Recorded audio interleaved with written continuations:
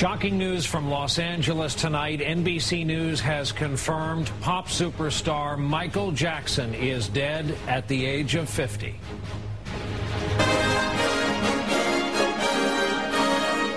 From NBC News World Headquarters in New York, this is NBC Nightly News with Brian Williams.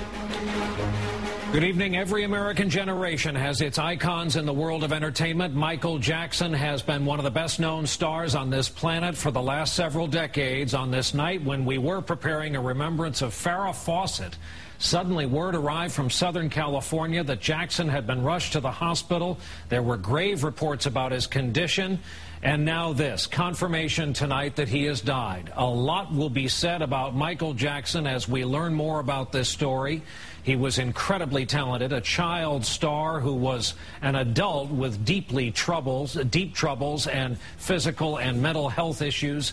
We'll begin our coverage of this still-breaking story with Lester Holt here with me in our New York studios. Again, Lester, this came first confirmation, LA Times, then Associated Press, and now NBC News is confirming this word. And they've been reporting all afternoon about the sequence of events. Apparently about 12:30, Brian, Pacific time, 3:36 Eastern time, LA City Fire Department paramedics responded to the Bel Air mansion where Michael Jackson had been staying. He'd been rehearsing for a series of concerts set to begin, comeback concerts in London in July. The paramedics got to the residence, found him. Apparently there was no pulse. He was not breathing. They administered CPR at the scene, then took him about 6 minutes away to what you're looking at now. This is the UCLA Medical Center in nearby Westwood. Some family had begun to gather there. The press, of course, gathered, and then we learned just a short time ago in these latest reports that Michael Jackson did die. Apparently he never regained consciousness. They were not able to reestablish a pulse. This mansion he was staying at in Bel Air apparently had been rented in preparation for this comeback concert. We learned in March when they announced that concert that questions had come up about his health at the time. The promoters said he had undergone a 4.5-hour battery of physical tests and he had checked out okay at the time, Brian. He was apparently, according to one report, working out with the bodybuilder Lou Ferrigno of late. MSNBC is reporting that he had expressed a desire to do so-called two-a-day rehearsals for this upcoming tour. We go now to NBC's Michael Oku, who is outside the hospital where all of this took place today. Michael? Brian, good evening. If you didn't read anything about what had happened here, just walking by, you would know that something very serious is happening here at the UCLA Medical Center. Choppers are buzzing overhead. Crowds are assembling all along the streets and the sidewalks here.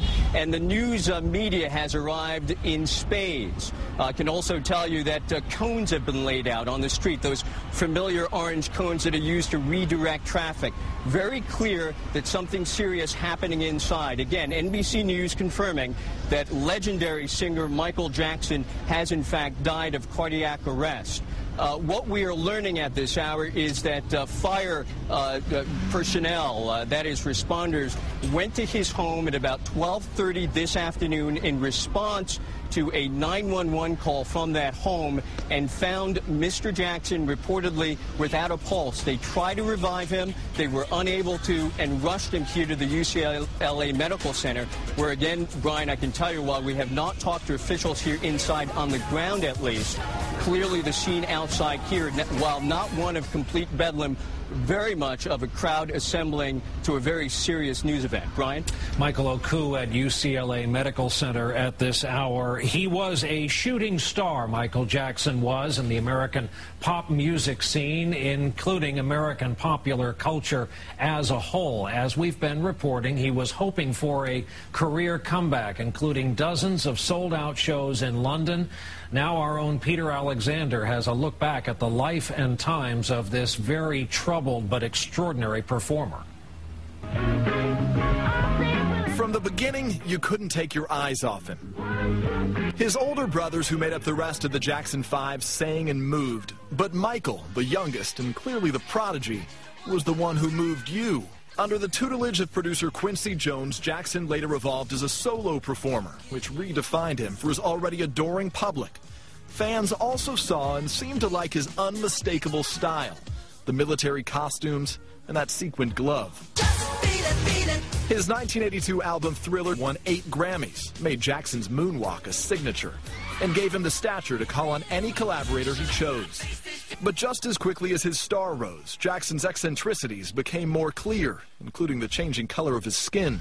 Jackson also turned a California ranch into a child's fantasy called Neverland. But in 1993, a 13-year-old boy claimed that Jackson had molested him.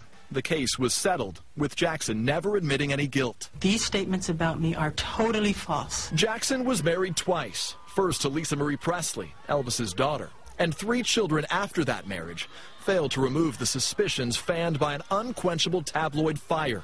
He fed that fire too, dangling his baby from a German hotel balcony, testifying woozily in a bizarre court appearance, telling a filmmaker there was nothing wrong with sharing his bedroom with children, including one child who in 2003 made another accusation that a boozy Jackson had molested him, and this time said so on the witness stand.